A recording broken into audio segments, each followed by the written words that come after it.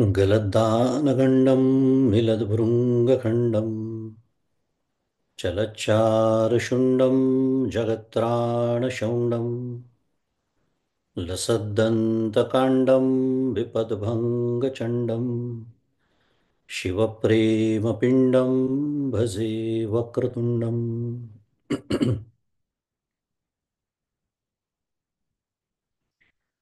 अहं निर्विकल्पो निराकाररूपो विभुर्व्याप्य सर्वत्र सर्वेन्द्रियाणां सदा मे समत्वं न मुक्तिर्न बन्धः चिदानन्दरूप शिवोऽहं शिवोऽहं चिदानन्दरूप शिवोऽहं शिवोऽहम्। गुरुर्ब्रह्मा गुरुर्विष्णुः गुरुर्देवो महेश्वरः गुरुः साक्षात् परं ब्रह्म तस्मै श्रीगुरवे नमः। ब्रह्मानन्दं परमसुखदं केवलं ज्ञानमूर्तिं द्वन्द्वातीतं गगनसदृशं तत्त्वमस्यादिलक्ष्यम् एकं नित्यं विमलमचलं सर्वधी साक्षिभूतं भावातीतं त्रिगुणरहितं सद्गुरुं तन्नमामि। श्री सद्गुरुनाथ महाराज की जय। जय जय रघुवीर समर्थ। श्री राम जय राम जय जय राम। श्री राम जय राम जय जय राम। श्री राम जय राम जय जय राम। श्री राम जय राम जय जय राम। श्री राम जय राम जय जय राम। श्री राम जय राम जय जय राम। श्री राम जय राम जय जय राम। श्री राम जय राम जय जय राम। श्री राम जय राम जय जय राम। श्री राम जय राम जय जय राम। श्री राम जय राम जय जय राम। श्री राम जय राम जय जय राम।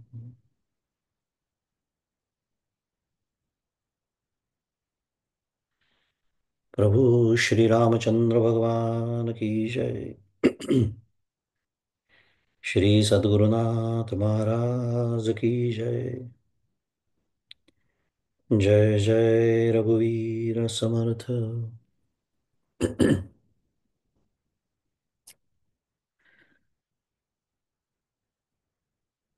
सद्गुरु परम पूज्य डॉक्टर श्री कृष्ण दत्तात्रय देशमुख उपाख्य डॉक्टर काका यांच्या श्रीचरणी शिरसाष्टांग वंदन। परमपूज्य मंदाताई गंधे यांच्या चरणी शिरसाष्टांग वंदन। आपल्या प्रवचनमालेच्या दुसऱ्या आचार्य पूज्य ज्योत्स्नाताई यांना वंदन। तुम्ही श्रोते जगदीश मूर्ती, तेथे माझी व्युत्पत्ती किती, बुद्धिहीन अल्पमती, सलगी करीतो श्रीराम। तुम्हा सर्वांना सप्रेम अभिवादन।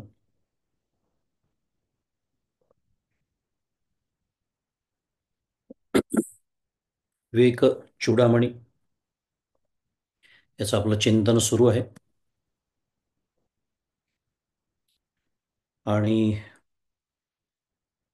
मागील वेळेला आपला श्लोक क्रमांक 296 इथपर्यंत आपला अभ्यास पूर्ण झाला होता. श्लोक 294 पर्यंत आचार्यांनी आपल्याला अध्यास निरास ज्याला म्हणतात, या अध्यास निरासाचा अत्यंत महत्वाचा विचार त्यांच्यासमोर जो साधन चतुष्टय संपन्न असा शिष्य बसलेला आहे, त्याला त्यांनी तो उपदेशिला, म्हणजेच आपल्या सर्वांना तो उपदेशिलेला आहे. आपण मागच्याला विचार केला होता की स्व अध्यास अपनयम कुरु, स्व अध्यास अपनयम कुरु, ही आज्ञा दिल्यानंतर आचार्यांनी त्या 9 श्लोकांच्या गटामध्ये आपल्याला ही आज्ञा दिली होती. आणि ती दिल्यानंतर आपण ज्याला अंतरंग प्रत्यक्ष साधन असं म्हटलं, त्याचा निर्देश आचार्यांनी त्या निमित्ताने केला. श्रवण मनन निधिध्यासन तत्व पदार्थ शोधन इथपर्यंत आपण त्याचा विचार केला. आणि ही अध्यास निरासाची जी प्रक्रिया आहे, ती आचार्य त्याच्या पुढच्या श्लोकांमध्ये शिष्याला समजावून सांगतायत. कारण आपण मागच्याला बोललो होतो की स्व अध्यासाचा निराश कर ही आज्ञा दिल्यानंतर तो अध्यास कसा करायचा, त्याची प्रक्रिया काय आहे, कशा दृष्टीने चिंतन करायचं आहे, ज्ञान मार्गाने ज्ञानाच्या अंगाने जाणारा हा सर्व प्रवास आचार्य शिष्याला म्हणजेच आपल्याला समजावून सांगतायत. हे सांगत असताना आपण अभ्यास केला की उपाधी भेद गृहीत धरून तू कुतर्क करणं सोडून दे, असं आचार्य म्हणतात. अध्यास सांगून झाल्यानंतर त्याची प्रक्रिया सांगताना आचार्य म्हणतात की उपाधी म्हणजे आपण जेव्हा भेद आहे तसं आपल्याला जेव्हा वाटतं, आता वेगळा विषय आहे, पण भेद हे जगात दिसणारच आहे. ज्ञानी जो असतो, जीवनमुक्त जो असतो, त्यालाही भेद दिसतातच. फक्त मला सत्यत्वाने दिसतात, त्याला मिथ्यत्वाने दिसतात, एवढाच फरक आहे. आणि त्याला मिथ्यत्वाने का दिसतात, तर ती उपाधी आहे हे त्यांच्या लक्षात असतं. आणि त्यांच्या लक्षात का असतं, कारण तसा त्यांचा दृढ मिथ्यात्व निश्चय झालेला असतो. हे जे सिद्धाचं लक्षण आहे ते साधकाचं साधन असतं. म्हणून आचार्य म्हणतात आहे की उपाधिभेद गृहीत धरून जो एक कुतर्क करतोयस तो सोडून दे आणि असंग निर्भेद, त्याच्यामध्ये एकही भेदच संभवत नाही, कारण ते एकमेव द्वितीय स्वगत सजातीय विजातीय भेदरहित असं त्याचं सगळं जे काही वर्णन करण्यात येतं, त्या स्वरूपामध्ये आचार्य स्थिर राहायला सांगतात शिष्याला. सर्व प्रकारच्या उपाधी ज्या आहेत त्यांचं अधिष्ठान असलेला स्वयंप्रकाश. आता स्वयंप्रकाश शब्द आपण खूप वेळा ऐकलेला असतो, पण प्रत्येक वेळेला हे स्मरण झालं पाहिजे की स्वयंप्रकाश याचा अर्थ इतर सर्व गोष्टींचं प्रकाशन करणारा, पण त्याचं प्रकाशन करणारा कोणीही नसलेला, तोच त्याचं प्रकाशन करतो. प्रकाशन करतो म्हणजे शास्त्रीय भाषा, पुन्हा म्हणजे नवीन लोक असतील तर अनुभवाच्या टप्प्यात आणून ठेवतो असं म्हणूया. आणि त्याचा नेहमीचा दृष्टांत देता येतो. आणि मला वाटत नाही याच्यापेक्षा दुसरा उत्कृष्ट दृष्टांत असेल स्वयंप्रकाश समजण्यासाठी, तो म्हणजे दिवा. दिव्यामध्ये आता काय, पणती म्हणा, देवासमोर लावलेला दिवा म्हणा, कुठलाही दिवा घ्या, इलेक्ट्रिक चा दिवा घ्या, पण एक दिवा बघायला जसा दुसरा दिवा न्यावा लागत नाही, बाकी सर्व पदार्थ शोधण्यासाठी दिवा न्यावा लागतो अंधार असेल तर.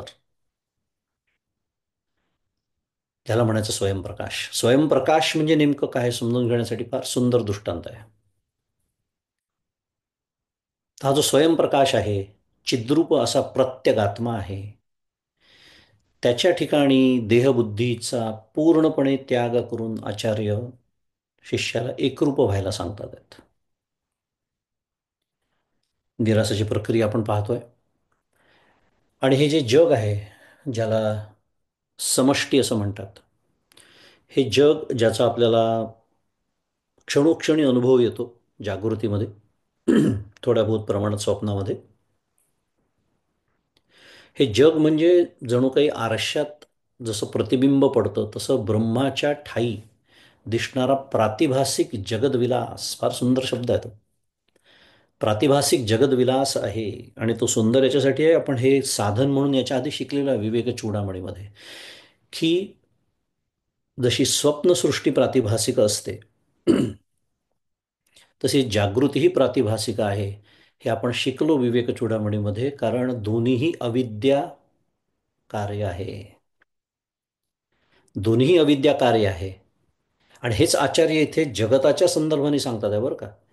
जगदविलास आहे म्हणजे काय? उदाहरणार्थ, स्वप्न आपल्याला कळतं प्रातिभासिक आहे म्हणजे मिथ्या आहे.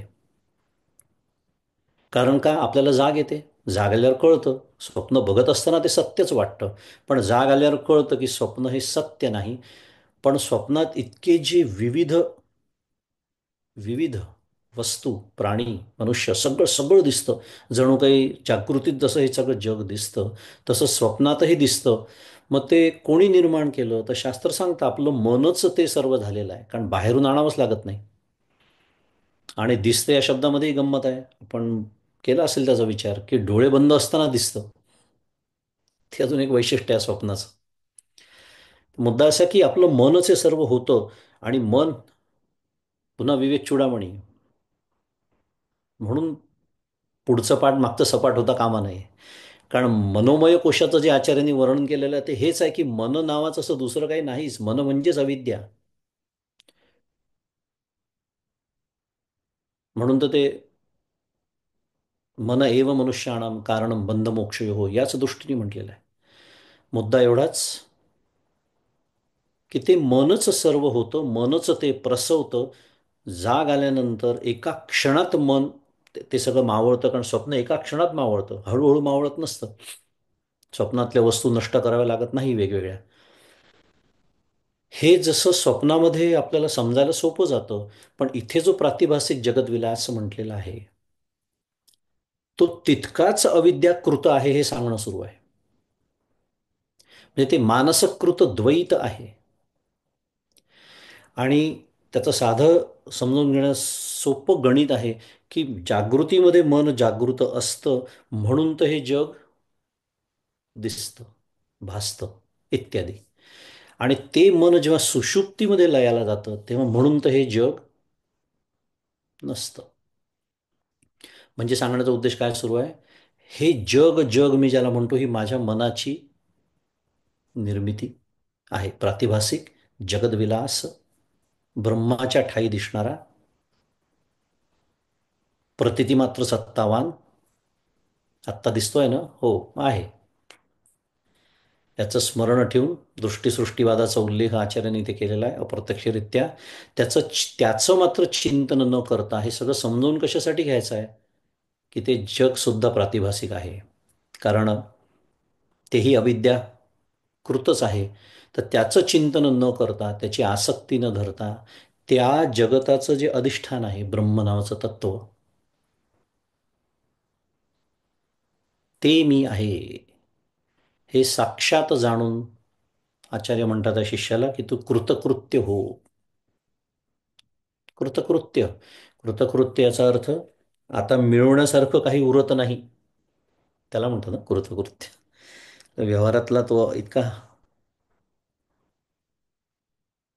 उथळ अर्थ नाही आहे त्याच्या पाठीमागे. सखोल अर्थ आहे कृतकृत्य. जे मिळवाव्यासारखं आहे ते मिळवलेलं आहे. आता मिळवण्यासारखं काही उरलेलंच नाही असं त्या अद्वैत अनुभव आल्यानंतर त्याचं हे फल आहे, की आता ते प्राप्त झाल्यानंतर दुसरं आता प्राप्तव्य उरत नाही. असा तो कृतकृत्य हो असं आचार्य शिष्याला म्हणतात. पुढे आपल्या कर्तव्यरूपी कर्माची भूमिका पार पाडण्यासाठी, कारण आपण विशेषतः आपण सर्वजण प्रापंचिक आहोत आणि आपल्या सर्वांसाठी हा विषय फार महत्त्वाचा आहे. कारण प्रपंच राहणार आहेच आणि प्रपंच असल्यामुळे कर्तव्य राहणार आहेत. शेवटपर्यंत कर्तव्य कमी होत जातील पण राहणारच आहेत. त्यामुळे कर्तव्यरूपी कर्माची भूमिका पार पाडण्यासाठी धारण केलेला वेश म्हणजे हा देह. विवेक चूडामणीतली भाषा. उजळणी सुरू आहे आपली. काय सुंदर आचार्यांनी मांडणी केलेली आहे बा. हा जणू काही वेश आहे. कशाप्रमाणे? तो नाटकातला नायक जो असतो, जो शिवाजीची भूमिका करतो, तो शिवाजीचा कसा वेश घालून येतो की नाही? तो म्यान, मती तलवार, डोक्यावरती जिरेटोप इत्यादी. तसा वासांसी जीर्णानी यथा विहाय जे भगवद्गीता आपल्याला सांगते आहे, तो हा वेश म्हणजे देह कशासाठी धारण केला आहे मी? कर्तव्यरूपी कर्माची भूमिका पार पाडण्यासाठी. तेवढ्यासाठी त्याचा उपयोग झाल्यानंतर उरलेल्या वेळेत काय करायचं आहे? ते हे जे शेत आहे, क्षेत्र म्हणतात त्याला, आपल्याला माहिती आहे. भगवद्गीतेतला शब्द आहे क्षेत्र म्हणजे शेत. या शेतामध्ये मोक्षरूपी पीक काढायचं आहे. शेतामध्ये पीक काढायचं असतं ना. मग ह्या शेतामध्ये कोणतं पीक काढायचं आहे? मोक्षरूपी पीक. आणि याचं मार्मिक स्मरण आचार्य करून देतात आणि देहाभिमान सोडून द्यावयास सांगतात शिष्याला, म्हणजेच आपल्या सर्वांना पुन्हा एकदा. या देहाचं कशी व्यवस्था लावायची आपल्या विचारांमध्ये? कर्तव्यपूर्तीसाठी घातलेला वेश. खरं इतका सुंदर विषय आहे पण आपल्याला वेळ नाही. उजळणीच करतो आहोत आपण. पण मुलगा, नवरा किंवा बायको किंवा आई वडील जे ज्या ज्या भूमिका माझ्याकडे आलेल्या आहेत, त्या भूमिका आहेत हे लक्षात राहायला पाहिजे. कर्तव्य अगदी प्रेमाने पार पाडायचे, पण त्याच्यामध्ये आसक्त, जसा तो त्या शिवाजीच्या भूमिकेत आसक्त होत नाही तो नट, त्याप्रमाणे. काय संतांना सुद्धा ही गोष्ट इतके वेळा सांगावी लागते, याला आपण जबाबदार आहे. देहाभिमान ठेवू नका, देहाची आसक्ती ठेवू नका. किती वेळा सांगितलं असेल आत्तापर्यंत? किती वेळा सांगितलं असेल आणि किती वेळा अजून पुढे येणार आहे? बरं, याच ग्रंथात नाही, सर्वच ग्रंथांमध्ये एकच गोष्ट वारंवार वारंवार संतांना जी सांगावी लागते, त्याला आपल्यासारखे बहाद्दर जबाबदार असतात. हे एक कारण. आणि दुसरं अजून एक कारण, त्याचं महत्त्व सुद्धा अधोरेखित होतं. एक गोष्ट जेव्हा वारंवार सांगितल्या जाते तेव्हा त्याचा दुसरा अर्थ हा आहे की ती अत्यंत महत्त्वाची आहे. किती महत्त्वाची आहे? तर साधनेचं, संपूर्ण साधनेचं मर्मच ते आहे. काय? देहबुद्धी ते आत्मबुद्धी करावी.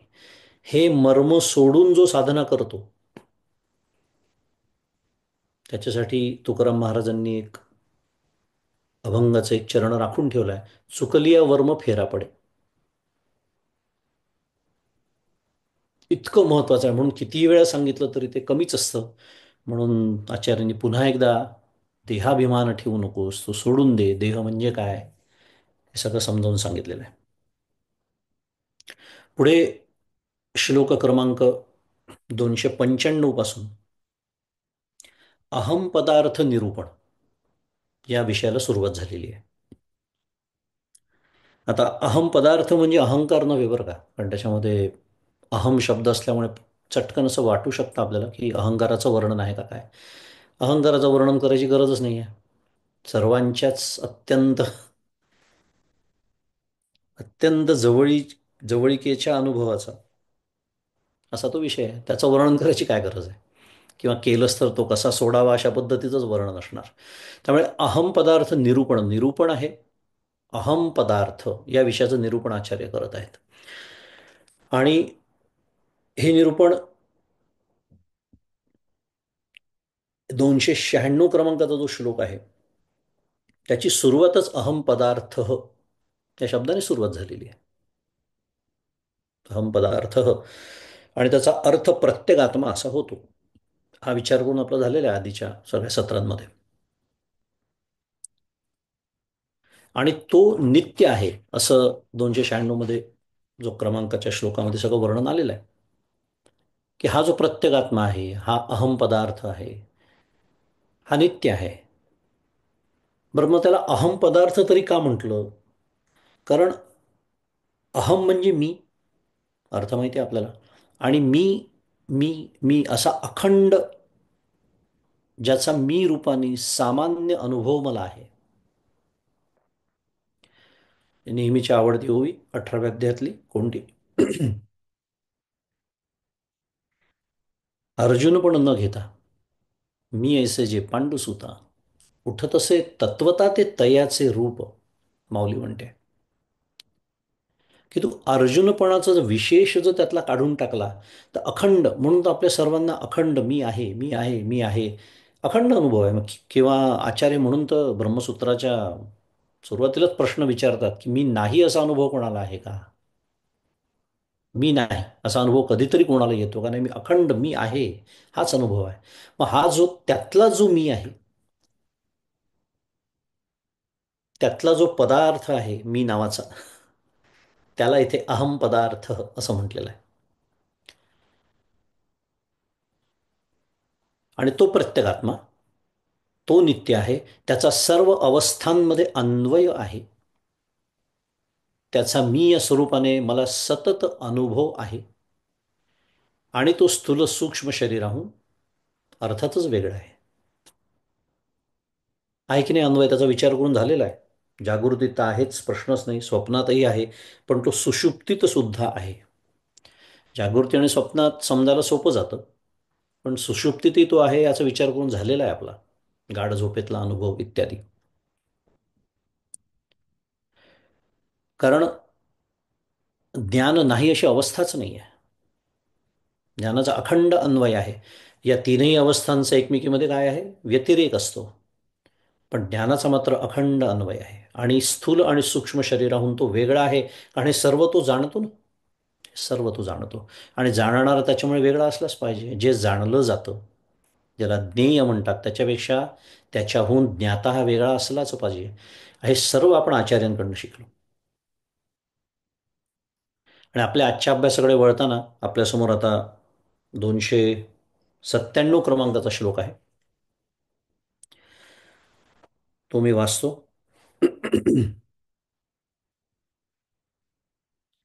विकारिणाम सर्व विकारवेत्ता नित्यो विकारो भवितुम समर्हति.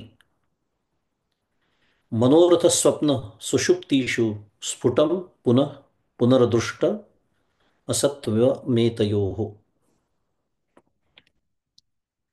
सुंदर श्लोक आहे. विकारिणाम सर्व विकारवेत्ता, त्याचा पदच्छेद दिलेला आहे, ते वाचूया.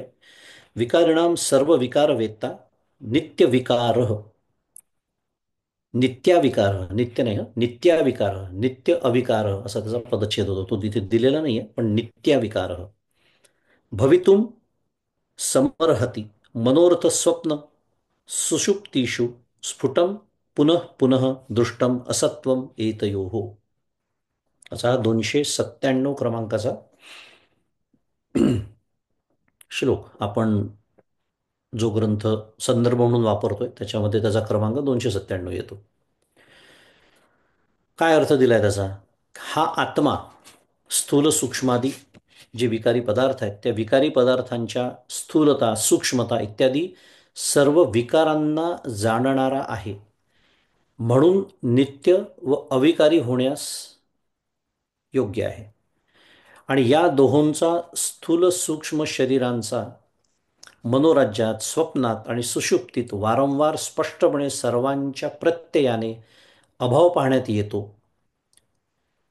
ही नसून ह्यांचा साक्षी आत्मा हा तीनही अवस्थांमध्ये विद्यमान आहे, असा त्याचा अर्थ तिथे दिलेला आपल्यासमोर ग्रंथामध्ये. थोडक्यामध्ये अवस्थात्रयाचा जो साक्षी आहे तो आत्मा नित्य आणि निर्विकार आहे. आता मागील वेळेला या श्लोकाच्या चिंतनाला सुरुवात झाली होती. सुरुवात सुरुवात थोडंसं चिंतन झालंही होतं. बघूया आपण किती एक, का मी म्हणालो हा अतिशय सुंदर श्लोक कारण अध्यास निरासाची ही प्रक्रिया झाल्यानंतर अहम पदार्थाचं निरूपण आता सुरू आहे. मी जसं म्हणालो, अहम पदार्थ हा तो शब्दच आहे संस्कृत, त्याचं निरूपण. विकारी असलेलं आपलं जे स्थूल आणि सूक्ष्म शरीर यांचा अभाव हा आपल्या स्पष्ट अनुभवाचा विषय आहे. मगाशीच आपण विचार केला की आणि इथे या श्लोकाचा संदर्भ जर घेतो म्हटलं तर इथे 3 अवस्थांचा आचार्यांनी उल्लेख केला आहे: मनोराज्य, स्वप्न आणि सुषुप्ती. त्याच्यामध्ये काही प्रमाणामध्ये स्थूल शरीराचा, कधी स्थूल पूर्ण शरीरात, उदाहरणार्थ गाढ झोपेमध्ये, सुषुप्तीमध्ये स्थूल शरीराचा आपल्याला संपूर्ण विसर पडतो. साध्या भाषेत बोलूया आपण, म्हणजे समजायला अजून सोपं जातं. देहाचं आपल्याला भान नसतं, देहभान आपण विसरतो. सूक्ष्म शरीराचंही आपल्याला देहभान नसतं. स्वप्नामध्ये अस्पष्ट मन जागृत असतं, पण स्थूल शरीराचं भान मात्र नसतं. मुद्दा एवढाच आहे की हा आपल्या स्पष्ट अनुभवाचा विषय आहे. त्याच्यासाठी वेदांताची गरजच नाही आहे. आणि याचा अर्थ असा आहे की हे अनित्य आहे. अनित्य आहे, बरोबर आहे. हे नित्य नाही. आपण काय त्यातनं शिकतोय हे महत्वाचं आहे. हे वर्णन आपण अनेक वेळा ऐकलेलं असतं. पण नेमकं होतं काय, हे वर्णन लक्षात राहतं, पण ते जे ज्याच्यासाठी सांगितलेलं आहे ते निसटूनच जातं हातातून नेहमी. हे अनित्य आहे. मन कधी असतं कधी नसतं, बुद्धी कधी असते कधी नसते. मूर्छितावस्था आहे उदाहरणार्थ, इथे नाही आहे उल्लेख, पण आपण कल्पना करू शकतो. म्हणजे कधी असतं आणि कधी नसतं त्याला काय म्हणायचं? अनित्य, जे नित्य नाही. आणि जे अनित्य असतं ते विकारी असतं असा सिद्धांत आहे. आता स्थूलदेह विकारी आहे, काहीच सांगण्याची आवश्यकता नाही. दिसतोच आहे विकार, अनेक विकार देहाला होतच असतात.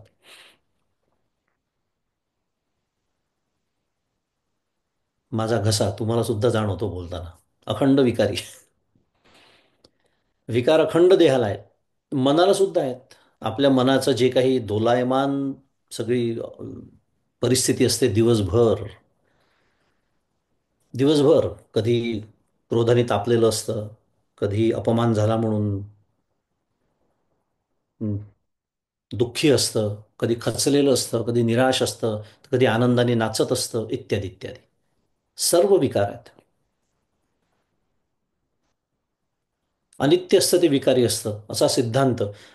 परंतु हे सर्व जाणणारा जो आहे, आणि सगळ्यात महत्वाचं अखंडपणे जाणणार, महत्वाचा शब्द आहे तो, कारण अखंड, जागृतीत अखंड, जाग आल्याच्या क्षणापासून तर झोप लागेपर्यंतच्या क्षणापर्यंत जागृतीचा जो काळ आहे, अखंडपणे जाणतोय की नाही, अखंडपणे आपल्याला कळतंय की नाही, प्रतिबोध विदितम मतम अमृतत्वम ही विंदते, होतंय का नाही, अखंड ज्ञान होत आहे. पंच ज्ञानेंद्रियांच्या माध्यमातून प्रमाज्ञान असेल नाही तर अप्रमाज्ञान असेल, पण ज्ञान अखंड सुरू आहे. आपली इच्छा असो का नसो, डोळे मिटले तरी आपण कुठे शांत असतो? आपलं अंतःकरण शांत नसतंच. डोळे मिटले, कान बंद केले तरी ज्ञान होतच राहतं. म्हणजेच काय, विचार अखंड सुरूच राहतात. मग ते विचारांच्या माध्यमातून तर्काने होणारं ज्ञान असेल, स्मृती ज्ञान असेल, इत्यादी इत्यादी. मुद्दा हा आहे की हे, बरं हे झालं जागृतीचं, स्वप्नातलं ज्ञान आहेच, आणि गाढ झोपेतलं ज्ञान ज्याचा आपला विचार करून झालेला आहे. मुद्दा हा की हे जाणण्याची जी प्रक्रिया आहे ही अखंड सुरू आहे. अखंड, माझ्या कळत म्हणू आणि गाढ झोपेत माझ्या नकळत. कारण नाही तर तिथे स्मरण झालंच नसतं सकाळी उठल्यानंतर, त्या झोपेतल्या सुखाचं आणि माझ्या अज्ञानाचं. ज्या अर्थी स्मरण होत आहे त्या अर्थी तिथे संस्कार असलाच पाहिजे, आणि ज्या अर्थी संस्कार आहे त्या अर्थी ज्ञानाची प्रक्रिया अखंडपणे सुरू असलीच पाहिजे. तर हा जो अखंडपणे, म्हणून मला हा शब्द खूप महत्वाचा आहे, अखंडपणे जाणणारा. आणि अखंड जाणतो म्हणूनच त्याला काय म्हटलेलं आहे? नित्य. म्हणजे हे आपण ह्या पद्धतीने का समजून घेतोय, तर शास्त्र हे सांगतं आपल्याला माहिती आहे, पण आपला सुद्धा अनुभवाचा तो विषय आहे, जर लक्षात आलं तर जास्त लवकर पटतं, भावतं, रुजतं. की अरे होय, माझेच अखंड, हा माझ्या अनुभवाचाच तर विषय आहे. अखंड तो जाणणारा कोणीतरी आहे आतमध्ये. आता कोणीतरी ते, त्यालाच अहम पदार्थ म्हटलेलं आहे. आणि त्यामुळे तो नित्य आहे. आणि मगाशी आपण जसं म्हणालो, जे अनित्य असतं ते विकारी असतं, तसं जे नित्य असतं ते अविकारी असतं. म्हणून तो अविकारी आहे. आणि हा जो आपण श्लोक वाचला आत्ता, त्याच्यामध्ये विकारिणाम सर्व विकार वेत्ता असा शब्द आलेला आहे. सर्व विकार वेत्ता, आणि त्याचं पुढे म्हटलेलं आहे नित्य अविकार. आत्ता आपण जो विचार केला, नित्य आहे, अविकारी आहे, पण सर्व विकार वेत्ता. तीनही अवस्थांमध्ये त्याचा अन्वय आहे. तुम्ही जागृतीत असा, स्वप्नात असा, ज्ञान आहे. हे त्रिपुटीयुक्त ज्ञान आहे, ज्याला साध्या भाषेत जाणीव असं म्हणतात, ज्याचं काय म्हणूया समावेश अज्ञानातच केलेला आहे. हा भाग वेगळा. तो ज्ञानरूप आत्म्याच्या दृष्टीने बोलणं सुरू आहे. पण आपण ज्याला साध्या व्यवहारामध्ये ज्ञान होणं म्हणतो, त्रिपुटीयुक्त ज्ञान अखंड सुरू आहे, अखंड ते होत आहे. त्यामुळे हा नित्य, तीनही अवस्थांमध्ये त्याचा अन्वय नाही तर शक्यच नसतं. म्हणून तो नित्य आहे, अविकारी आहे. हे तिन्ही अवस्थांचा जरी व्यतिरेक असला एकमेकींमध्ये, कारण जागृतीत आपण जेव्हा असतो तेव्हा आपण सुषुप्तीत नसतो, स्वप्नात नसतो. स्वप्न बघत असतो तेव्हा जागृतीत नसतो, गाढ झोपेत नसतो, सुषुप्तीमध्ये. आणि गाढ झोपेत असतो तेव्हा स्वप्नही बघत नसतो आणि जागेही नसतो. ह्याला म्हणायचं व्यतिरेक. शुद्ध मराठीत म्युच्युअली एक्सक्लुझिव्ह. पण या तिन्हींमध्ये मात्र ज्ञान आहे. कारण ज्ञान नाही अशी अवस्था नाही, ज्ञानाचा अन्वय आहे. मागच्या चिंतनामध्ये मी म्हणालो होतो की हे सर्व श्लोक जे आहेत ना, हे अतिशय एक असं काय म्हणूया अलगदपणे असं एक सूक्ष्म साधन आपल्या हातामध्ये आणून ठेवतं. आणि ते साधन वापरून आपण ब्रह्मरूप होणं अपेक्षित आहे. काय साधन आपल्याला प्राप्त होत आहे या श्लोकातून, बघूया, विचार करूया आपण. कारण आत्तापर्यंत मी जे बोललो ते सर्व काय म्हणे या श्लोकाचं विवेचन झालं, विवरण झालं. पण जसं परमपूज्य काका म्हणतात, साधनाभिमुख परमार्थ, की यातनं मला काय साधन घेता येत आहे. कारण हे साधन वापरून ब्रह्मस्वरूप होणं, काय उद्देश काय सुरू आहे ते महत्वाचं आहे. अध्यासाचा निराश किंवा अहम पदार्थ जो आहे, तो तू आहेस हे सांगणं सुरू आहे ना. मग ते मी आहे असा अनुभव घेणं हे माझं कर्तव्य आहे. आता या श्लोकामध्ये सर्व विकार वेत्ता हा जो शब्द आहे महत्वाचा आलेला, मागाशी मी उल्लेख केला त्याचा, किंवा नित्य अविकार, त्यातलं सर्व विकार वेत्ता या शब्दानी साक्षीचा उल्लेख आहे. आता मागच्या चिंतनामध्ये साक्षीचा केला आहे आपण बराच विचार, त्याच्यामध्ये सूक्ष्म बुद्धिवृत्तीचा संदर्भ कसा येतो वगैरे.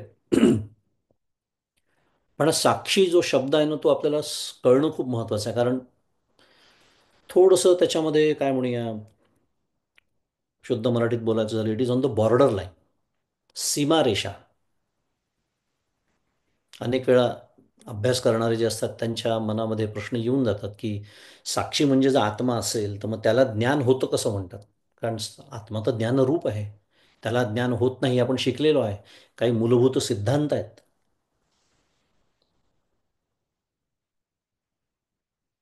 काय असं सर्व व्यापक जे ब्रह्म तत्व असतं, ब्रह्मचैतन्य म्हणूया, कारण आपण आता इथे ज्ञानाचा संदर्भ आहे. हे जे सर्व व्यापक ब्रह्मचैतन्याचा जेवढा भाग अंतःकरणाला अधिष्ठान रूपाने असतो, त्यालाच साक्षी म्हणतात. पुन्हा एकदा, सर्व व्यापक आहे ब्रह्मचैतन्य, भरला घनदाट हरी दिसे, रिता ठावया राघवे विण नाही. त्यामुळे ब्रह्मचैतन्य सर्व व्यापक आहे. पण माझं जे अंतःकरण आहे, सीमित अंतःकरण, त्याला अधिष्ठान रूपाने जे आहे त्यालाच साक्षी म्हणतात, त्यालाच कुटस्थ म्हणतात, त्यालाच प्रत्यगात्मा म्हणतात, त्यालाच त्वंपद लक्ष असंही म्हणतात. मुद्दामनी सगळी नावं घेतली कारण ही नावं कुठे ना कुठेतरी या विवेक चूडामणीमध्येच येऊन गेलेली आहेत. प्रत्येक आत्मा तर सुरूच आहे आपला विचार. प्रत्येक आत्मा मागच्या वेळेला झाली चर्चा त्याची. तोच साक्षी, तोच कूटस्थ, तोच प्रत्यगात्मा. त्वम पद लक्ष, त्वम म्हणजे जीवाचं, वाच्यार्थाने जीव, लक्ष्यार्थाने काय, कुटस्थ, मग तेच आपण बघतो आहोत. थोडक्यामध्ये त्या सर्व व्यापक ब्रह्मचैतन्याला जेव्हा अंतःकरणाची सापेक्षता येते, रिलेटिव्ह टू द अंतःकरण, शुद्ध मराठीत त्याला म्हणायचं साक्षी. आता हे जे आभासयुक्त अंतःकरण आहे, आभासयुक्त, चिदाभासयुक्त, कारण अंतःकरण त्याच्यात फाकलेला प्रकाश ही व्याख्या आता सगळ्यांना पाठ झालेली आहे, नवे असली पाहिजे. तर हे जे आभासयुक्त अंतःकरण आहेत, कोणत्या आभासाने, त्या ब्रह्मचैतन्याच्या, आता ब्रह्मचैतन्य शब्द वापरायचाच नाही कारण अंतःकरणाच्या सापेक्षतेने बोलणं सुरू आहे, म्हणून त्याला साक्षी चैतन्य म्हणूया, त्याला कूटस्थ चैतन्य म्हणूया. तर हे जे आभासयुक्त अंतःकरण आहे, हे जे चैतन्य आता एक आपण काय म्हणूया, उपाधीकडनं आपण त्याच्याकडे बघत असल्यामुळे सीमित झालेलं असं म्हणूया, हे जे साक्षी चैतन्य आहे त्याच, तेच विशेषण असेल तर तिथे जीव असा व्यवहार होतो. पुन्हा एकदा थोडंसं कठीण झालं असेल, पुन्हा समजून घेऊया. आभासयुक्त अंतःकरण जे आहे, ते जे साक्षी चैतन्याचं विशेषण असेल तर जीव असा व्यवहार होतो, जो अखंड आपण करतच आलेलो आहे इतके वर्ष आयुष्यामध्ये आपल्या. जीवभाव, साध्या भाषेमध्ये त्याला काय म्हणतात, जीवभाव. जीवभावात जगतो की नाही आपण? सगळ्यांना वाटतं की नाही मी जीव आहे म्हणून, म्हणून तर भीती वाटते की नाही त्याची, कशाची? महाभय. हा गेला की मी जाणार. भय व्यापिले सर्व ब्रह्मांड आहे, भयातीत ते संत आनंद पाहे. जया पाहता द्वैत काही दिसेना, त्या द्वैताचा विचार करतोय आपण, अत्यंत सूक्ष्म द्वैत, जे मला माझ्या स्वरूपापासून वेगळं काढतंय. ते द्वैत ज्यांच्या ठिकाणी नाही, भयातीत ते संत आनंद पाहे, त्यांना संत म्हणतात. मुद्दा पुन्हा एकदा, की आभासयुक्त अंतःकरण जे आहे ते साक्षी चैतन्याचं जर विशेषण असेल तर जीव असा व्यवहार होतो, आणि तेच साभास अंतःकरण उपाधी असेल तर त्याच अधिष्ठान चैतन्यास साक्षी म्हणतात. हा बारकावा जर लक्षात आला नाही तर आपल्याला साक्षी चैतन्य किंवा साक्षीला ज्ञान झालं, पण साक्षी म्हणजे आत्मा, आणि आत्म्याला तर ज्ञान होत नाही, हा गोंधळ आयुष्यभर सुटत नाही. खूप महत्त्वाचा विषय आहे, कारण साक्षी आपला विषय जो आहे या गटाचा, म्हणजे मध्यवर्ती कल्पना आहे ती अहम पदार्थ म्हणजे साक्षी. म्हणून आपण त्याचा एवढा सविस्तर विचार करतो, कारण साक्षी कळला तर हे सगळं सुटणार आहे आपला गुंता.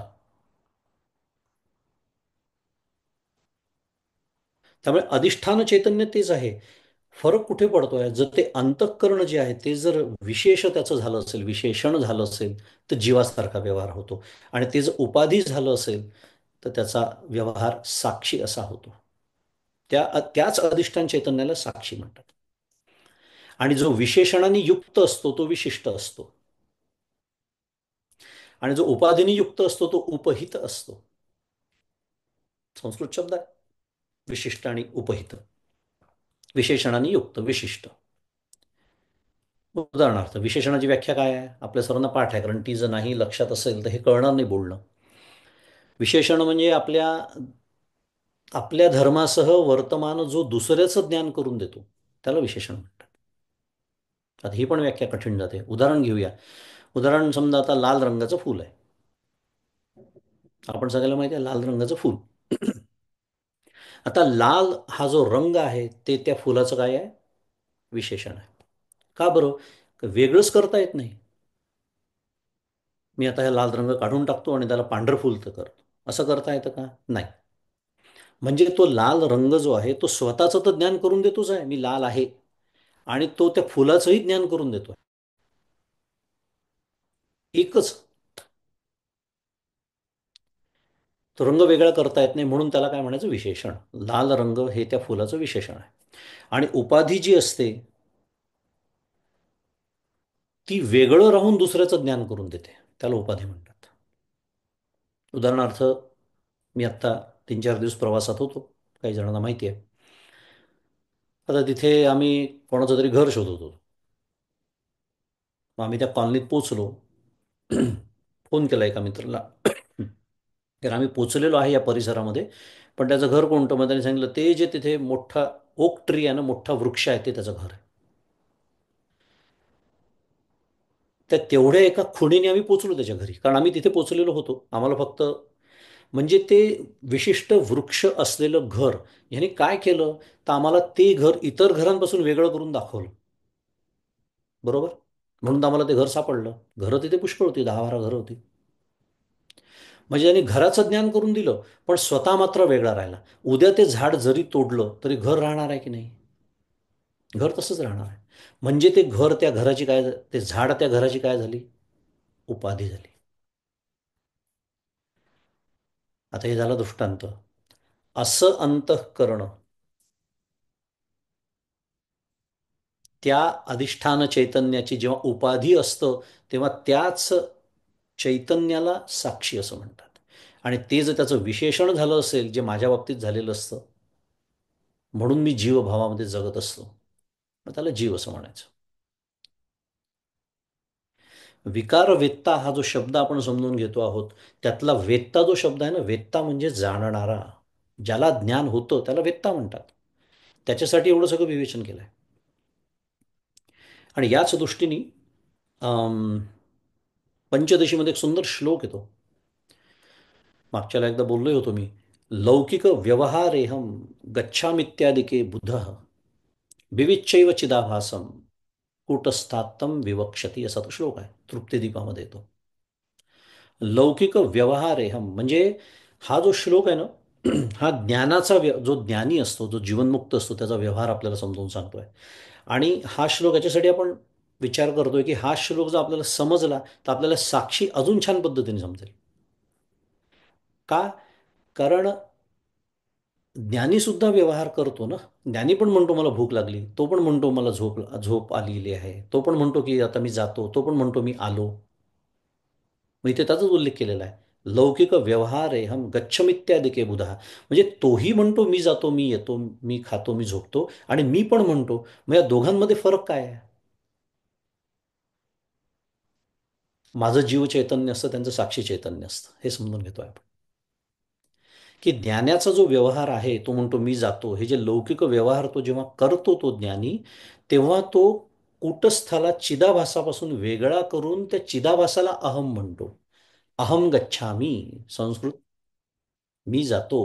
हे जो तेव्हा मी म्हणतो, तेव्हा जो व्यवहार करणारा माझ्यातला जो मी आहे, तो चिदाभास, तो करतोय व्यवहार.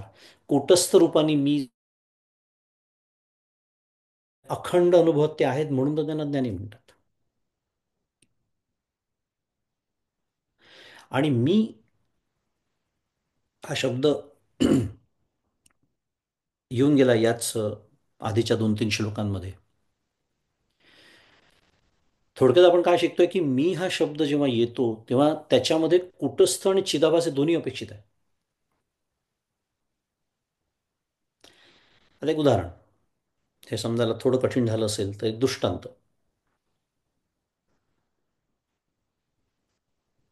परवा आमच्याकडे जेवायला येणार होते कोणीतरी. तर ते आलेत. ते आल्यानंतर माझ्या मुलाला आश्चर्य वाटलं. तो म्हणे, बाबा हे तर दोघं जण आलेत म्हणे. म्हणलं हो, मग नाही तुम्ही तर म्हणाले होते की मेहूण जेवायला येणार आहे. आलं असेल लक्षात मी काय सांगतोय. मेहुण हा जो शब्द आहे, त्याला वाटलं मेहुण नावाचा कोणीतरी माणूस येणार आहे. मेहुण या शब्दामध्ये जसं पती पत्नी दोन्ही अपेक्षित असतात, तसं मी या शब्दामध्ये कुटस्थ आणि चिदाभास हे दोन्ही अपेक्षित असतात. आणि काय यातलं नेमकं, हे सगळी मांडणी मी केली, पण यातनं आपल्याला साधन जे आहे ते कसं अलगद आपल्या हातात येतं, हे शिकण्यासाठी आपण पुढचा श्लोक 298 कडे वळूया, आणि मग याचा पुन्हा एकदा एकत्रित विचार करू, म्हणजे आपल्या अजून छान लक्षात येईल. 298 क्रमांकाचा श्लोक आहे, मी वाचतो. अतोभिमानम त्यजमास पिंडे पिंडाभिमाना पिंडाभिमानिन्यपि बुद्धिकल्पिते कालत्रयाबाध्य मखंडबोधम ज्ञात्वा स्वमात्मा स्वमात्मानु स्वमात्मानमुपैहि शांती. असा 297 क्रमांकाचा श्लोक. त्याचा पदच्छेद आहे, अतः अभिमानम त्यज मांसपिंडे पिंडाभिमानिनी अपि बुद्धिकल्पिते कालत्रयाबाध्यम अखंडबोधम ज्ञात्वा स्वम आत्मानम उपैहि शांती. अर्थ दिलाय की देह अहंकार वगैरे अनात्मा आहे, ज्याचा आपण विचार केला, आणि म्हणून भ्रांत अशा बुद्धीला गोचर होणाऱ्या या मांसप्रधान स्थूल देहाचा आणि स्थूल देहाचा अभिमान बाळगणाऱ्या अहंकाराचा, म्हणजे सूक्ष्मदेह म्हणू आपण त्याला, सुद्धा अभिमान तू टाकून दे आणि कालत्रयी नाश न पावणाऱ्या अखंड ज्ञानरूप आपल्या आत्म्याला साक्षात जाणून, म्हणजे विषयापासून का विषयरूप अग्नीपासून निवृत्तीला प्राप्त हो, असं त्यांनी म्हटलंय. थोडक्यात काय सांगणं सुरू आहे, देहाहंकाराचा अभिमान सोडल्याने शांती प्राप्त होते. असा हा 298 क्रमांकाचा श्लोक. त्याचा आपण काय संदर्भ घेतोय, तर इथे जे अभिमान सोडून दे म्हटलं आहे, किंवा इथे जे स्थूल देहाचा आणि पुन्हा एकदा सूक्ष्म देहाचा उल्लेख आहे, याची अध्ययन एक वेळेला येऊन गेलेला आहे, पुन्हा एकदा आलेला आहे. तर या संदर्भामध्ये आपण जे जे विचार करतो ते सर्व विकार असतात. आपला शब्द तो सुरू आहे, अजून सोडलेला नाही आपण. सर्व विकार वेत्ता, त्यातला वेत्ता कोण आहे आपण जाणून घेतला आता, साक्षी थोडक्यामध्ये. आता आपण मी जे साधन म्हणालो ते कसं आपल्याला प्राप्त होतं पहा. आपण आता विकाराचा विचार करतो. आता बाहेरचे विकार आपण, किंवा स्थूल, आता समष्टीचा तर विचार सोडूनच देऊ आपण, पण व्यष्टीचा जरी विचार केला तरी आपल्या स्थूल देहाला असलेले विकार हे तर आपल्याला कळतात.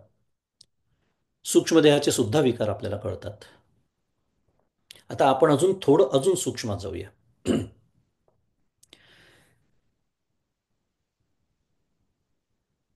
आपल्या अंतःकरणामध्ये वृत्ती उठतात, बरोबर. आपल्या सर्वांना माहिती आहे त्याचे 4 प्रकार शास्त्रांनी केले आहे: मनोवृत्ती, बुद्धिवृत्ती, चित्तवृत्ती, अहमवृत्ती इत्यादी. आता वृत्तीची व्याख्या पहा तुम्ही काय आहे. वृत्ती म्हणजे काय? अंतःकरणातल्या ज्ञान करून देणाऱ्या परिणामाला किंवा बदलाला वृत्ती असं म्हणतात, बरोबर. काय व्याख्या आहे पुन्हा एकदा? आपलं अंतःकरण मूळचं शांत आहे. कल्पना करा, शांत सरोवरासारखं आपलं अंतःकरण आहे. त्याच्यामध्ये काय झाला? बदल झाला, काहीतरी परिणाम झाला, काहीतरी विकार झाला. आणि तो जर निश्चयात्मक असेल तर त्याला बुद्धिवृत्ती म्हणतात. तो जर संकल्प विकल्पात्मक असेल तर त्यालाच मन असं म्हणतात, इत्यादी. हे सगळं आपल्याला माहिती आहे. पण तो जो बदल आहे तो मला ज्ञान करून देतो, हे महत्वाचं आहे त्यातलं. आपला आत्ताचा विषय जो आहे, संदर्भ जो आहे, तो हा आहे. ज्ञान करून देणारा तो बदल आहे, बरोबर. पण बदल आहे म्हणजे काय आहे? विकार आहे. पहा, मी सांगतो अतिशय सूक्ष्म साधन आहे, पण हेच तर चिंतन करायचं आहे. इथेच ती सीमारेषा आहे द्वैत आणि अद्वैताची. इथे जर मला धरून ठेवता आली माझे चित्तवृत्ती, अंतःकरण वृत्ती, तर फार सुंदर साधन ध्यान मार्गामध्ये आपल्याला साधू शकतं. की जर ती वृत्ती जी उठते आहे, परिणाम म्हणजे बदल आणि बदल म्हणजे विकार, तर ज्या क्षणी मला कुठल्याही गोष्टीचं ज्ञान होतं, आपण हे जे 4 पदर पाहिले, बुद्धिवृत्ती, मनोवृत्ती, चित्तवृत्ती वगैरे वगैरे, प्रकार आपण सोडून देऊया. पण याच्यातनं एक लक्षात येतं आपल्या काय, की विकार जेव्हा उठतो, की म्हणजे बदल जेव्हा उठतो, अंतःकरणामध्ये बदल होतो, तो ज्ञान करून देणारा, म्हणजे आपण पुन्हा ज्याला व्यवहारामध्ये ज्ञान म्हणतो, त्रिपुटीयुक्त ज्ञान ज्याला म्हणतो, ज्याच्यामध्ये ज्ञाता ज्ञेय ज्ञान असं आहे, म्हणून त्याला व्यवहारात जरी ज्ञान म्हणत असले तरी त्याला परमार्थामध्ये अज्ञान का म्हणतात ते आता कळतं आपल्याला. हे ते ठिकाण आहे.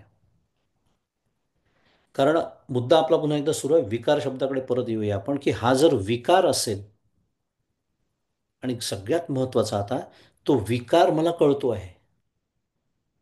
कळतोय की नाही विचार करा. बुद्धिवृत्ती उठली, कळते की नाही आपल्याला? कळते. मनोवृत्ती उठली, कळते की नाही आपल्याला? कळते. त्या बाहेर, आपण आता बाहेरचा विचार सोडूनच देऊया. तो वृत्तीचा जो विषय आहे तो बाहेर असतो नेहमी. त्याचा विषयाचा विचार नाही करत आहे आपण आता, म्हणून म्हटलं आपण अजून आता सूक्ष्मात जातो आहोत. विषयाच्या पाठीमागे ती वृत्ती जी आहे तीही विकारच ठरते. आणि तीही जाणणारा पुन्हा वेगळा उरतोच आहे शेवटी, कारण ती कळते ना मला. आणि ती वृत्ती म्हणजे विकार आहे. आणि ती ज्याला कळते तो साक्षी, तो निर्विकार आहे. कारण तो, मगाशीच आपण बोललो, तो अखंड आहे, तो नित्य आहे. कारण नित्य ज्ञान होतच आहे. प्रतिबोध विदितम. प्रतिबोध विदितम मतम अमृत, हे ते अमृत तत्व आहे. हा तो आत्मा आहे जो नित्य आहे. आणि जो नित्य असल्यामुळे अविकारी आहे. कारण तो या सर्व विकारांना जो जाणतो तो अविकारीच असला पाहिजे, असा विचार आत्ताच केला आपण. आणि त्याला साक्षी म्हणतात. म्हणजे पुन्हा पहा कसं आहे, हे ज्ञान होत असताना मी जर त्याच्यापासून, if I can separate my self, maintain that distance, की हा अरे, वृत्ती उठली, हरकत नाही, चिदाभासाचं कार्य आहे ते. तो आभास, साभास अंतःकरण जे आहे, कारण अधिष्ठान चैतन्य रूपाने जे तो साक्षी आहे, तो निर्विकारच आहे कुटस्थ रूपाने. तो नित्यच आहे, तो निर्विकारच आहे. पण त्याच्या अधिष्ठानावरती त्यांनी जे बुद्धीला ऍक्टिव्हेट केलेलं आहे, परमपूज्य काका म्हणतात. आता बुद्धी म्हणजे ते अंतःकरण. तर त्या अंतःकरणात ज्या सगळ्या वृत्ती उठतात, त्या वृत्ती म्हणजे विकार, अशी आपण आत्ता व्याख्या बघितली. समजून घेतलं त्याला विकार का म्हणायचं. आणि असे सर्व विकार जो जाणतो तो कोण? सर्व विकार वेत्ता. जो अत्यंत महत्वाचा शब्द 297 मध्ये आपण शिकलो. आणि म्हणून मी पुढचा 298चा पण संदर्भ घेतला, कारण तिथे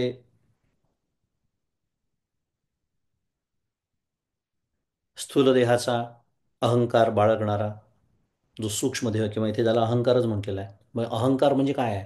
अहम अहम कारयती इति अहंकार. म्हणजे काय? अखंड अहम अहम. पण तो, हा जो अहम आता आहे, तो, त्याला काहीतरी विशेष असतो नेहमी. परिस्थितीचा अहंकार, देहाचा अहंकार, इत्यादी इत्यादी. ते स्थूल अहंकार सगळे आपल्याला माहिती आहेत. पण शेवटी काय आहे? अहंकार ही काय आहे? वृत्ती आहे. मग वृत्ती म्हणजे काय आहे? विकार आहे. पण ज्या अर्थी मला हे विकार सुद्धा कळतात, त्या अर्थी तो जो जाणणार आहे तो अजून वेगळाच आहे. आणि तो सर्व विकार व्यक्त आहे. आणि तो नित्य अविकार, पुढचा शब्द जो आहे तो नित्य अविकार. आणि पुढे आचार्य म्हणतात, ते शब्दयोजना पण फार वैशिष्ट्यपूर्ण आहे. भवितुम समर्हती. भवितुम म्हणजे असला पाहिजे. साधी गोष्ट आहे.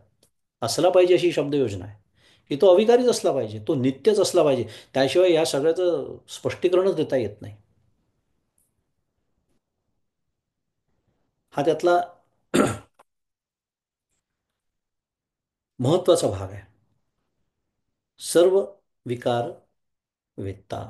आणि नंतर साधनेच्या त्या, काय म्हणूया, साधनेच्या काळामध्ये जेव्हा या सर्व, कारण मग ह्याच्यातून स्वाभाविकपणे आपल्या काय लक्षात येतं, की ज्याला मी सारखं मगाशीपासून साधन म्हणतोय, अलगद आपल्या हातात येऊन पडणारे सूक्ष्म साधन, की जर तो जो अविकारी आणि नित्य असलेला साक्षी मी आहे, हा अनुभव घ्यायचा असेल, तर आता एकच उपाय उरतो. कोणता? सर्व विकार थांबले पाहिजे, नष्ट नष्ट झाले पाहिजे, म्हणजे तात्पुरते म्हणूया. आणि विकार थांबणे याचा अर्थ साध्या भाषेमध्ये वृत्ती उठणं हळूहळू, किंवा वृत्ती शांत होणं, वृत्ती राहित्य प्राप्त होणं. कारण जेव्हा, कारण जर या अखंड वृत्ती माझ्या अंतःकरणात उठतात आहे, आणि वृत्ती म्हणजेच जर विकार असेल, तर अविकारी जो आत्मा आहे त्याचा अनुभव घ्यायचा असेल, तर साधं गणित आहे, की तो, ते जे विकार आहेत ते दूर झाले पाहिजे. म्हणजेच आपल्या वृत्ती शांत झाल्या पाहिजे. मग वृत्ती शांत झाल्यानंतर साधनेच्या त्या टप्प्यामध्ये मग पुढे आला तर शून्याचा अनुभव. कारण आता काहीच नाही ना मागे टाकायला. सगळ्या वृत्ती शांत झालेल्या आहे.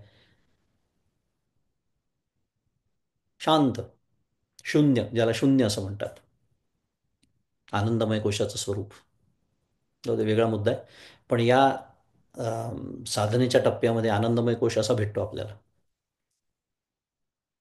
तर ते शून्य सुद्धा पुन्हा प्रकाशितच होत आहे. कारण शून्य कोणाला तरी कळतच आहे, म्हणून मी थोडासा पुढे गेलो. आत्ता विषय नाही आहे तो.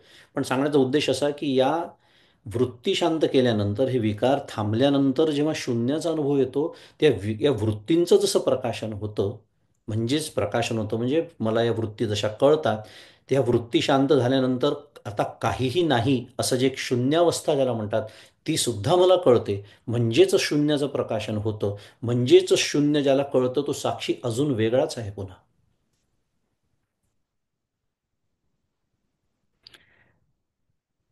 आणि मग त्या शून्याचा टप्पा ओलांडून अर्थात पुढे जावं लागतं. इथेच सद्गुरूंचं सहाय्य लागतं, विषय वेगळा. आणि मग जेव्हा आता त्याच्यापासून वेगळा मी उरतच नाही, त्या साक्षीशी त्याच्यापासून मी वेगळा उरत नाही, कारण तो स्वतः स्वयंप्रकाश आहे. त्याला जाणणारा आता कोणी नाही. मगाशी आपण दृष्टांतपूर्वक ते समजून घेतलं की जसं एक दिवा बघण्यासाठी दुसरा दिवा घेऊन जावं लागत नाही. मग त्याच्याशी मी जेव्हा एकरूप होतो, तेव्हा आचार्य अखंड मला प्रत्येक श्लोकामध्ये जी आज्ञा करतात आहेत, सुचवतात आहेत, की तो नित्य जो आहे, तो अविकारी जो आहे, ते जे अधिष्ठान रूप आहे, तो जो आत्मा आहे, तो जो प्रत्येगात्मा आहे, तो जो साक्षी आहे, ते जे ब्रह्म आहे, विविध नावं त्याला आहेत, ते तू आहे असं जाण. आणि जाण याचा अर्थ पुन्हा एकदा व्यवहारातलं जाणणं नव्हे, त्रिपुटीयुक्त जाणणं नव्हे, जिथे ज्ञाता ज्ञेय ज्ञान आहे असं वृत्तीसहित जाणणं नव्हे. तर आत्ताची भाषा वापरून बोलायचं झालं तर वृत्ती जिथे पूर्णपणे शांत झालेली आहे आणि जिथे आता ज्याचं प्रकाशन करावं असं काही आता उरलेलंच नाही, म्हणून जो प्रकाशन करतो असा जो स्वयंप्रकाश, तो मी होतो किंवा तो मी आहे, असं तू जाण. आणि असं जाण याचा अर्थ एकरूपत्वानी जाण, असा आचार्य आपल्याला अखंड उपदेश या सर्व श्लोकांच्या माध्यमातून करतायत. आणि अतिशय अतिशय सूक्ष्म साधन हे सर्व आहे. आपल्या लक्षात आलं असेलच की, आणि इतक्या सूक्ष्मतेपर्यंत पोहोचण्यासाठी, त्याला गवसणी घालण्यासाठी आपलं चित्त किती शुद्ध आणि शांत असलं पाहिजे याची कल्पना आपण करू शकतो. म्हणून पूर्वतयारीचं महात्म्य फार आहे. अशी सूक्ष्मता आपल्या सर्वांना गाठता यावी अशी प्रार्थना सद्गुरूंच्या चरणी करतो. आणि आजचे चिंतन त्यांच्या चरणी अर्पण करतो. श्री सद्गुरुनाथ महाराज की जय. जय जय रघुवीर समर्थ.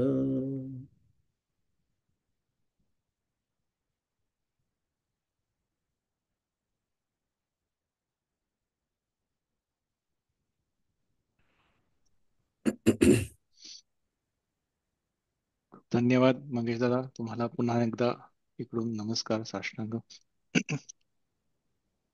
मेहुण हा शब्द खूप आवडला मला ऍक्च्युली, कारण की एका अर्थाने जीव म्हणलं की मी दोन आहे याची आठवण येते. एक म्हणजे प्रकृती आणि पुरुष अशा अर्थाने. असा थोडासा अर्थ मला माझ्या डोक्यात आला की तुम्ही म्हणालात जसं जीव म्हणल्या म्हणल्या दोन गोष्टींची आठवण झाली तसं. खरं खरं आहे. कारण आपण जेव्हा मी म्हणतो तेव्हा मी इतक्या म्हण नकळत आपण जीवभावाने मी म्हटलेलं असतं. लक्षात अखंड तोच मी धरून आपलं जीवन चाललंय. कोणाला प्रश्न असल्यास आपला कॅमेरा ऑन करून प्रश्न विचारा.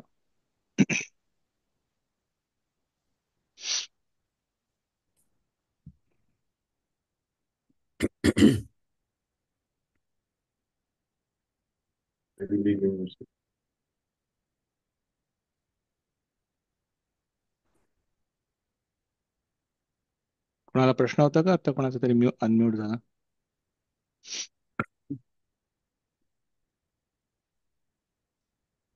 मंगेश दादा, नमस्कार. जय तुम्ही श्री. नमस्कार, जय श्रीराम.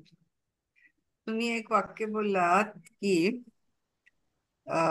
चिदाभास आणि कूटस्थ यांना जो वेगळं ज्ञानी वेगळं करून आणि मी चिदाभास आहे असं असं बोललात. तर चिदाभास कूटस्थापासून वेगळा कसा होईल असं मला वाटलं. मी चिदाभास आहे असं ज्ञानी नाही समजत, मी कुटस्थ आहे असं समजतो. हो पण सर, हा. हां, पण चिदाभासाला हा. हां, वेगळं करणं याचा अर्थ त्याची अखंड जाणीव असणं आतमध्ये. जेव्हा व्यवहार सुरू असतो, तेव्हा व्यवहार करणारा जो, आणि म्हणून डॉक्टर काकापा गमतीने त्या प्रवचनात एकदा म्हणाले होते की व्यवहार हा व्यवहारासारखा करायचा असतो. म्हणजे या देहाला, ऐकलं असेल, देशमुख हम्म, म्हणतात, काकाने हम्म, देशमुख म्हटल्या प्रवचनात, आपण म्हणायचं या देहाला मंगेश म्हणतात. असं हे व्यवहार करताना इतरांना दाखवण्याची गोष्ट नाही आहे. पण माझ्या आतमध्ये, म्हणजे तो जो ज्ञानी असतो त्याच्या आतमध्ये त्याला ही अखंड जाणीव असते की हा जो व्यवहार माझा सुरू आहे आणि जो व्यवहार करतो आहे, कारण व्यवहार करण्यासाठी अंतःकरणाचं साह्य लागतं, बरोबर. म्हणजेच ते जिथे चिदाभास आहे, म्हणजेच हा हम्म. व्यवहार चिदाभासाचा आहे. पण त्याच्याशी माझ्या स्वतःचा ज्ञानरूप जो मी आहे कुटस्थ, त्याचा काही संबंध नाही. आणि कर्तव्यपूर्तीसाठी वगैरे व्यवहार आपण कशासाठी करतो तो विचार आपण केला, आणि म्हणून त्या व्यवहारातून जे काही फळ मिळेल ते अनुकूल असलं तरी तो ज्ञानी रामकृष्ण हरी म्हणतो, प्रतिकूल असलं तरी रामकृष्ण हरी म्हणतो. आणि ह्याला म्हणायचं चिदाभासाहून कुटस्थाला वेगळं करणं. बर. आपण मी करतो, मी करतो असं समजत असल्यामुळेच तर आपल्या ठिकाणी जो कर्तृत्व आणि भोक्तृत्व भाव उत्पन्न होतो, तो का बरं त्यांच्या ठिकाणी चित्तामध्ये उत्पन्न होत नाही? नैष्कर्म्य दशेमध्ये एवढं मोठं कर्म कसे करू शकतात ते ज्ञानी? त्याचं हे रहस्य आहे. कारण ते मी करतोय भूमिकेतच नसतात कुठे. ह्याला म्हणायचं चिदाभासापासून कुटस्थ वेगळं. कारण खऱ्या मीचा अनुभव त्यांनी घेतलेला असतो ना. हम्म.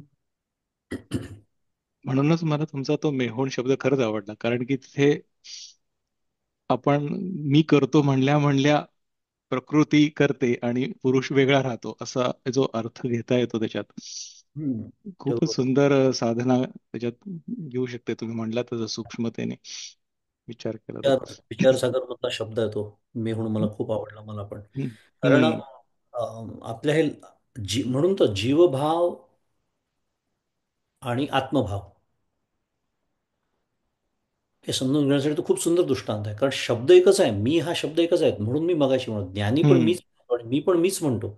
पण ज्ञानी जेव्हा मी म्हणतो तेव्हा किती मोठा आतमध्ये फरक असतो, मी जेव्हा मी होय. म्हणतो त्याच्यात आणि त्याच्यात, हे समजून सांगण्यासाठी ते फार सुंदर आहे ते. नक्कीच खूपच सुंदर आहे. छान विचार आहे.